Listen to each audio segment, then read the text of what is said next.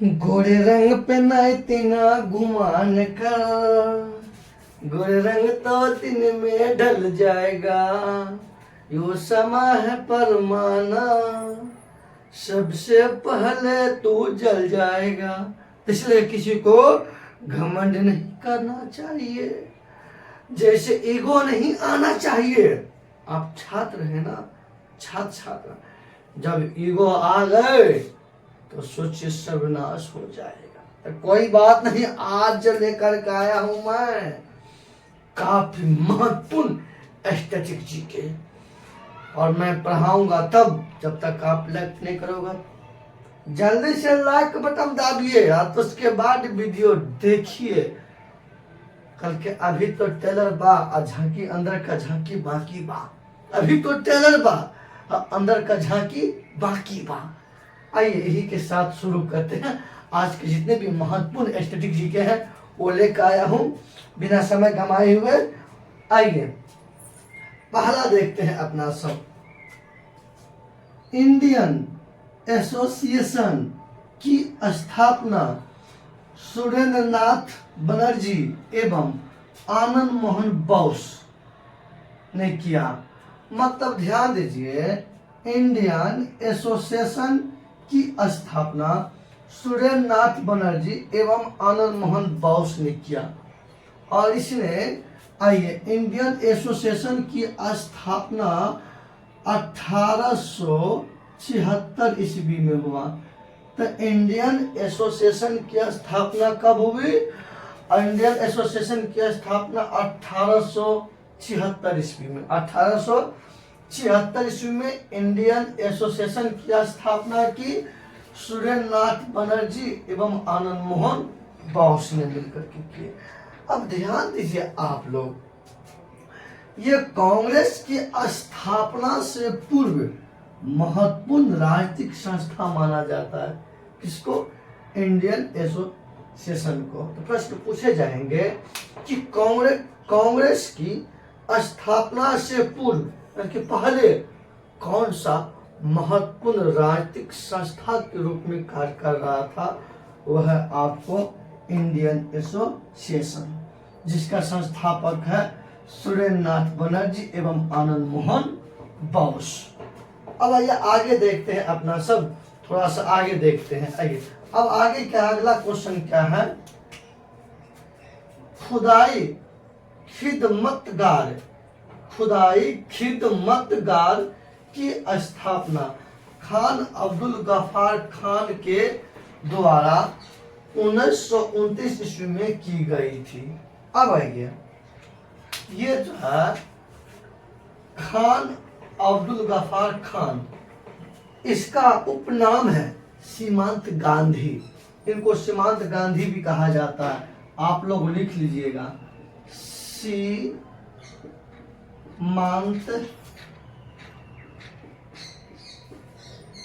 गांधी। सीमांत गांधी के नाम से किसे जाना जाता है? खान अब्दुल गफ्फार खान। जब देश बंटवारा हो गए, जब हमारे देश आजाद हो गए, तब ये पाकिस्तान चले गए। कौन? खान अब्दुल गफ्फार खान। ये प्रथम विदेशी है। खान अब्दुल गफ्फार खान यानी कि सीमांत गांधी, ये प्रथम विदेशी है जिसे भारत रत्न से नवाजा गया था। भारत रत्न। तो ये आप याद रखिएगा, क्वेश्चन बड़ा पूछे जाते हैं। नीचे दिए गए प्रश्न में कौन सा ये प्रथम वह विदेशी है जिसे भारत रत्न से नवाजा गया था? वह है आपको खान अब्दुल गफ्फार खान। और इनके द्वारा जो पार्टी स्थापना किया गया था, उस पार्टी का नाम है खुदाई खिदमतगार। और इसमें जो भी कार्यकर्ता शामिल था, सभी लाल रंग की कुर्ता पहनता था, लाल रंग के सभी कुर्ता पहनता था। इसी लेकर के खान अब्दुल गफ्फार खान को लाल कुर्ती के नाम से भी जाना जाता है। किस आंदोलन को लाल कुर्ती के नाम से? खुदाई खिदमतगार, या इसको लाल कुर्ती के नाम से भी जाना जाता है। किसको? खान अब्दुल गफ्फार खान। क्यों? कि खुदाई मदगार में जितने भी कार्यकर्ता थे ना, सब लाल रंग के कुर्ता पहनते थे। समझ गए ना। अब आइए आगे चलते हैं अपना सब। अब आगे देखते हैं क्या है। बैग हटा के डिस्टर्ब करता है, बता देना। आइए ध्यान दीजिए अपना सब। नील विद्रोह, नील विद्रोह सर्वप्रथम बंगाल में 1859 ईस्वी से 1861 ईस्वी तक चला था। 1859 ईस्वी से 1861 ईस्वी तक चला था। कौन? नील विद्रोह। ध्यान दीजिए, नील विद्रोह सर्वप्रथम बंगाल में 1859 ईस्वी से 1861 ईस्वी के बीच में चला। ठीक, अब समझिए क्या हुआ। ये जो नील विद्रोह हुआ ना, नील विद्रोह, इस विद्रोह का जो है ना वर्णन जो है नील दर्पण एक पुस्तक है। ये नील दर्पण जो देख रहे हैं ये पुस्तक है। तो नील विद्रोह का वर्णन इसी नील दर्पण में है। और इस नील दर्पण यानी ये पुस्तक है, इनका लेखक है दीनबंधु मित्र। कौन है?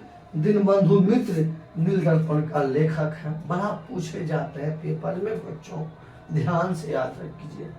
प्रश्न पूछेंगे नील दर्पण का लेखक या नील दर्पण किसका उपन्यास है? तो दीनबंधु मित्र का। वैसे हमारे मित्र का भी नाम है दीनबंधु। और यही आपको जयपुर कहते हैं, राजनगर है, जयनगर, वहीं पे वो जॉब में है हमारे मित्र। कोई बात नहीं, बहुत दिन हो गया उनसे मिले हुए भी। अब आइए, नील विद्रोह अपना बिहार में भी हुए, जिसको बोलते हैं चंपारण सत्याग्रह है। चंपारण सत्याग्रह हम आपको यहां थोड़ा सा लिख रहा हूं। चंपारण सत्याग्रह, चंपारण सत्याग्रह हुआ आपको 1917 ईस्वी में। और यह एक प्रकार का नील विद्रोह है। क्या ये? नील आंदोलन है। हुआ कि महात्मा गांधी का भारत में है, महात्मा गांधी का भारत में प्रथम आंदोलन है वो चंपारण सत्याग्रह। हाँ, चंपारण सत्याग्रह के तहत भी नील के खेती का बहिष्कार किया गया, अर्थात 3 कठिया प्रथा को समाप्त किया गया। कितना? 3 कठिया प्रथा, मतलब 20 कट्ठा में जिस किसान के पास में 1 बीघा जमीन था, मतलब 1 बीघा में 20 कट्ठा होता है। 1 बीघा में कितना होता है? 20 कट्ठा। अगर जिस किसान के पास 20 कट्ठा यानी कि 1 बीघा खेत है, तो उसको 3 कट्ठा नील का खेती करना होता था। यही 3 कठिया प्रथा कहलाता था। हाँ, जहां नील का खेती हो गया, समझ रहे हैं ना, मैं आराम से बता रहा हूं और ध्यान से सुनिए। सोचिए कि आप क्लास में बैठे हुए हैं, मैं उस तरह से क्लास ले रहा हूं आपका, और मैं पढ़ाने में बहुत तरह चेंज कर दिया हूं।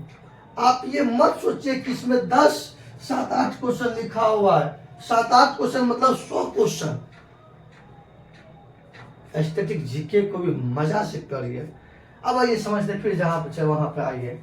होता क्या था कि जहां नील का खेती एक बार हो गया ना, वह भूमि सदा के लिए बंजर हो जाता था। इसी लेकर के बिहार के चंपारण जिले में आपको चंपारण सत्याग्रह गांधी जी के द्वारा 1917 ईस्वी में किया गया। और इस चंपारण सत्याग्रह के दौरान 3 कठिया प्रथा को समाप्त किया गया। अब आइए आगे देखते हैं। अब आगे देखते हैं अपना सब। अन्नाई मुदी, क्या? अन्नाई मुदी दक्षिण भारत की सबसे ऊंची चोटी है। क्या है? ऊंची चोटी है। जैसे एक आइए दक्षिण भारत, ध्यान दीजिए, इस वाला भाग को दक्षिण भारत बोलते हैं, या इस वाला भाग को प्रायद्वीपीय भारत भी कहा जाता है। प्रायद्वीपीय भारत, ये वाला भाग को प्रायद्वीपीय भारत, प्रायद्वीपीय भारत। सबसे पहले प्रायद्वीपीय का मीनिंग होता है कि वैसा भाग्य, वैसा क्षेत्र जो तीन ओर से समुद्र या पानी या सागर से घिरा हो और एक भाग स्थल से घिरा हो, वह प्रायद्वीपीय कहलाता है।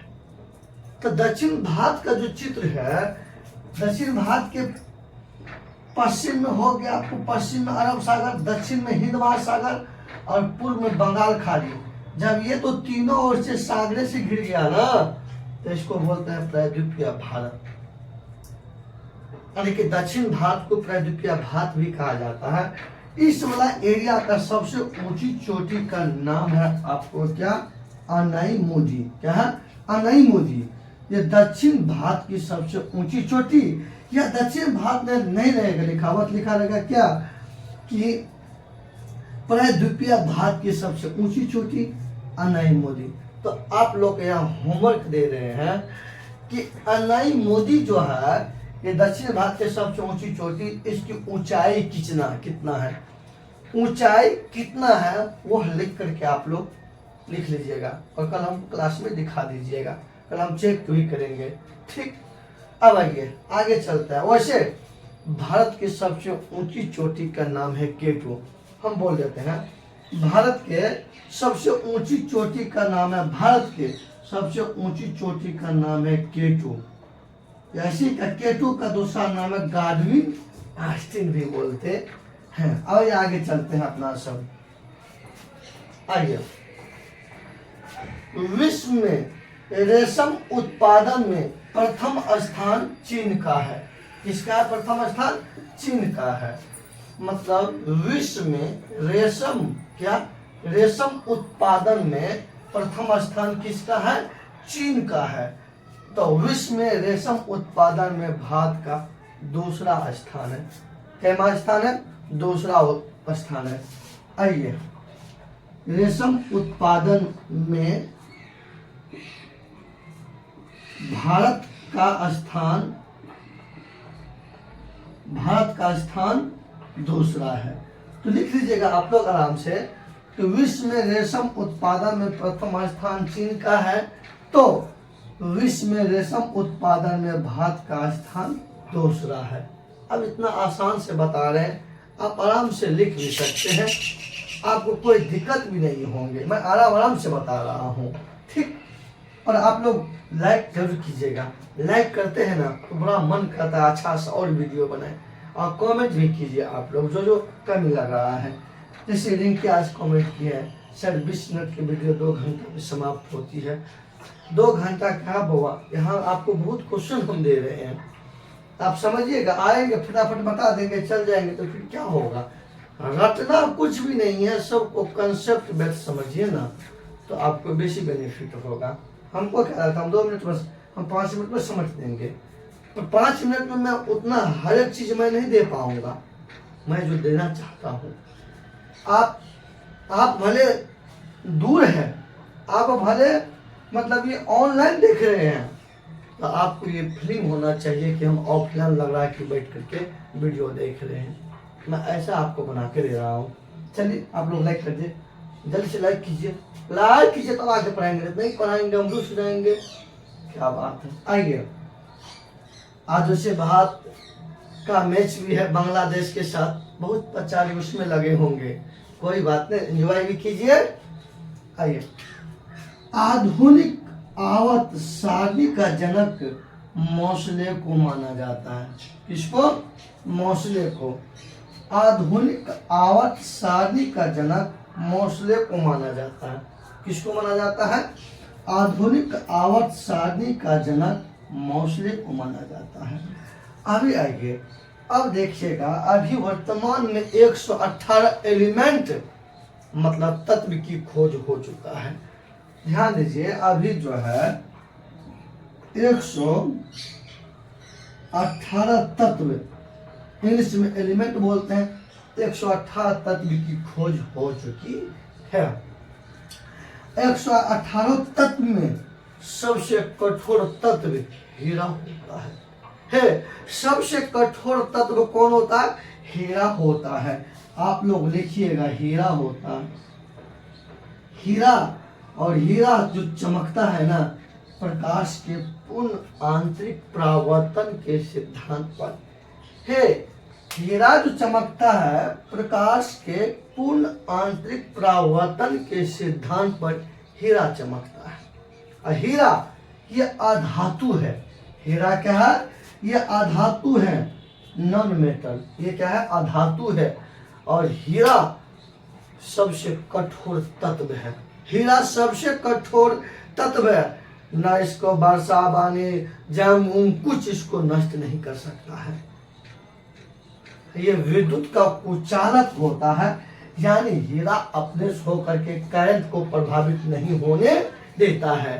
जो बॉडी अपने से होकर के करंट को प्रभावित नहीं होने देता है उसे नॉन कंडक्टर कहते हैं, उसे कुचालक कहते हैं। तो आइए ध्यान दीजिए। तो आधुनिक आवर्त सारणी का जनक मोसले को माना जाता है। अब आइए देखते हैं। एशिया की सबसे लंबी नदी यांगत्से कियांग है। क्या है? ध्यान दीजिए, आइए ध्यान दीजिए। एशिया की सबसे लंबी नदी यांगत्से कियांग है। क्या? यांगत्से कियांग है। अब ध्यान दीजिए, इसकी लंबाई 5530 किलोमीटर है। 5530 किलोमीटर है। तो प्रश्न पूछेंगे एशिया की सबसे लंबी नदी कौन है? यांगत्से कियांग है। और ये देखिए, और ये नदी पश्चिमी चीन के कुलुन शान पर्वत से निकलती है। तो प्रश्न पूछेंगे यांगत्से कियांग नदी कहाँ से निकलती है? पश्चिमी चीन के कुनलू शान पर्वत से निकलती है। मतलब ये चीन से निकलती है। और चीन कहाँ? एशिया में है ना। तो एशिया का सबसे लंबी ये हो गया। अब आइए, हो गया। और इसकी और जो है पीला सागर में गिर जाती है। मतलब अपना पानी को ये विसर्जन कर देती है। कौन सा सागर में? पीला सागर में कर देती है। आइए, बाघ का रासायनिक नाम पैंथेरा टाइग्रिस है। पैंथेरा टाइग्रिस है। आइए ध्यान दीजिए, ध्यान दीजिए। बाघ का रासायनिक नाम पैंथेरा टाइग्रिस है। चलिए, तो मानव का वैज्ञानिक नाम होमो सेपियंस। मानव का वैज्ञानिक नाम होमो सेपियंस। गाय का वैज्ञानिक नाम बॉस इंडिकस। बिल्ली का वैज्ञानिक नाम सब लोग याद कीजिएगा, याद कीजिएगा। चलिए, सबसे पहले आप लोग स्क्रीनशॉट लीजिए, उनके बाद फिर आगे बढ़ते हैं अपना लोग।